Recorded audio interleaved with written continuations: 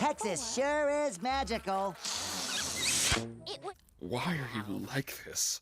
Somehow, SpongeBob SquarePants is still regularly talked about amongst animation fans online, and the discourse has become more interesting as of late. As rather than everyone collectively agreeing that the series has become nothing but pure garbage, there has been some debate over whether the latest episodes are actually good, or if the series is currently in a new dark age. In my opinion, while it seemed like the series was finally getting back onto the right track a few years ago, at the moment, it's leaning towards the latter. Similar to other long-running cartoons that were hated by the animation community, such as The Simpsons and Family Guy, there are people who have claimed that SpongeBob SquarePants has been going through a renaissance. However, to me, all of these shows are still hardly worth watching. My guess is that the new resurgence in popularity is mostly due to the fact that the bar has been so low, that the latest episodes just being okay is enough to win back audiences. Of course, if you genuinely enjoy the current state of these shows, then more power to you. Anyway, back to SpongeBob.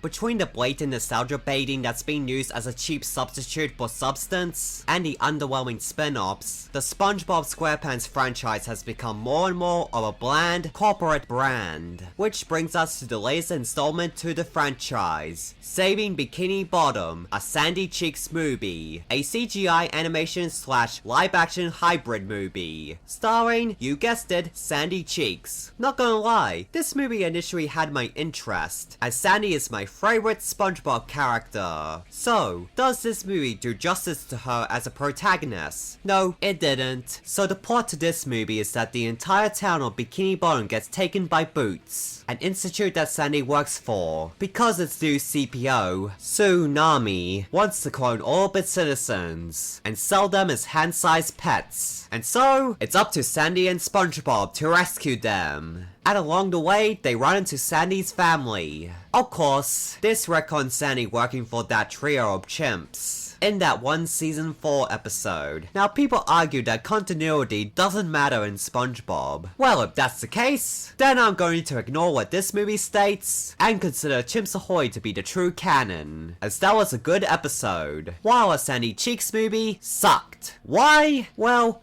I can explain that through 3 different points. Number 1. Abysmal animation. It is surprising just how horrific the animation in this movie is, because as much of a bland and corporate film Spongeontherun was, it was at least a visually stunning movie, as it perfectly translated the art style of the show into 3D animation. Saving Bikini Bottom, on the other hand, is an example of how not to animate SpongeBob in CGI, as the 3D character models in this movie look significantly cheaper, without any of the stylization and polish that came before. The textures lack detail, and the lighting and shading is bland. Another terrible aspect of the animation is the physics, as none of the intended weight and impact is felt when the animated characters interact with live-action objects. But by far the worst piece of animation in this movie is in the scene where we get a flashback to Tsunami's childhood, where for whatever reason, the image of her head as an adult is keyframed over a child actor's body, and it's done so poorly that the effect looks uncanny in the worst way possible. Oh, and let's not forget the scenes towards the end of the movie, where her head gets attached to the badly animated CGI body of a fish. Ultimately, the whole film looks cheap,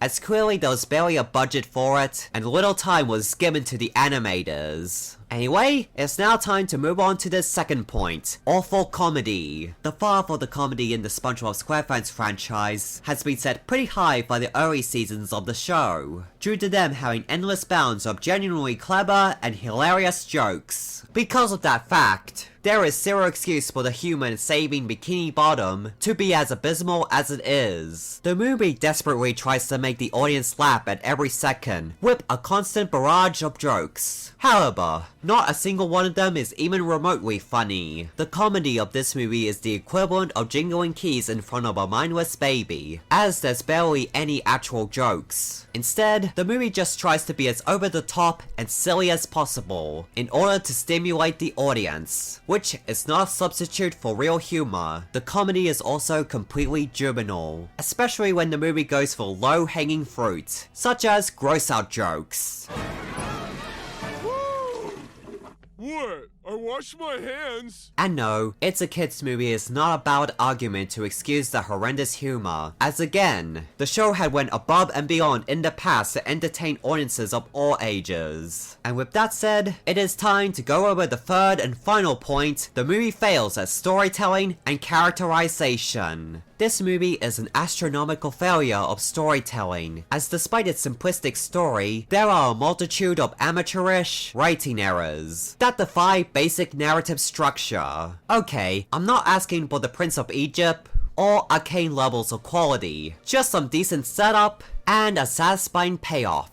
Take for example, the first SpongeBob SquarePants movie, as even though it's a comedy first and foremost, SpongeBob's character arc is still taken seriously throughout the story, with his insecurities over being perceived as a child being developed gradually towards a perfect resolution of him accepting who he is and finding peace with it. This movie's narrative, however, feels like it's on cruise control, as it's solely focused on going from scene to scene in order to reach the end goal, without stopping to take time developing the characters due to the extremely fast pacing. This wouldn't have been too much of an egregious issue if it wasn't for the fact that the movie intentionally sets up a major conflict only to then immediately abandon it. When we meet Sandy's family, we learn that they are all circus performers, and the movie alludes to her mom disapproving of her decision to leave the family business to become a scientist. I always hoped the circus would be handed down through the women folk. I believe there was a missed opportunity to have some flashbacks of Sandy's life before moving to Bikini Bottom, showcasing the pressure she felt with the expectation of taking over the family business, when she finds more personal satisfaction in being a scientist than she does performing in the circus, which resulted in a falling out between herself and her mom. However, this conflict was only barely hinted at. What's extremely baffling is that at some point, Sandy's dad tells her mom that they should support Sandy in whatever she chooses to do with her life, and she responds by saying that she does, but only as long as she stays in Texas. And then this line gets immediately ignored, and is never brought up again for the rest of the movie. This seems like such an obvious setup for a conflict that will conclude with Sandy's mom finally accepting her for who she is, resulting in their broken bond being repaired. But instead, the movie ends with Sandy's family moving to Bikini Bottom, which completely contradicts what her mom said earlier. Again, I'm not asking for anything too deep or complex, just some basic storytelling.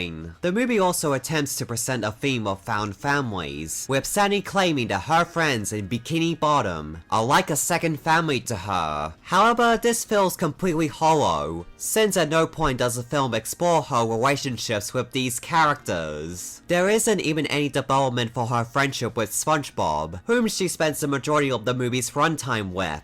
And finally, this movie fails at highlighting Sandy as a character, despite the fact that she is the star. Again, the first SpongeBob movie gave the title character a surprisingly compelling arc, and while all of the pieces were there to do the same for Sandy in this film, none of them were utilized to develop her. Instead, all we get is the same surface level traits from Sandy that she displays in the show, using her brains and brawn to solve any problem that comes her way. But without an interpersonal conflict, she is simply not engaging enough to carry an entire movie. There was one scene during the third act, where Sandy feels like a failure, after it is revealed that her research on the Bikini Bottom citizens was news for Tsunami's evil plan. However, this moment would have had more of an impact if the movie gave her more vulnerability and self-doubt throughout the story. Another major issue here is, despite the fact that this is Sandy's movie, SpongeBob hogs most of the spotlight. I can't help but think that Nickelodeon didn't have much confidence in Sandy being the lead, and so they put a lot of the focus on SpongeBob as well, even to the detriment of Sandy's story. Not helping is that this is one of the most dumbed down and exaggerated depictions of him in the franchise. franchise, which is really saying something. And I think that just about does it. So, to summarize, Saving Bikini Bottom, a Sandy Cheeks movie, is a disastrous mess of a movie that fails at everything. This is just another extension of the SpongeBob SquarePants brand, with no love and care put into it. Alright, before I close things up, I just wanted to say thank you for watching this video. If you enjoyed it, then be sure to give it a like, share, and comment. Also, subscribe to my channel and hit the bell for notifications. Well, I got nothing else to say, so see ya!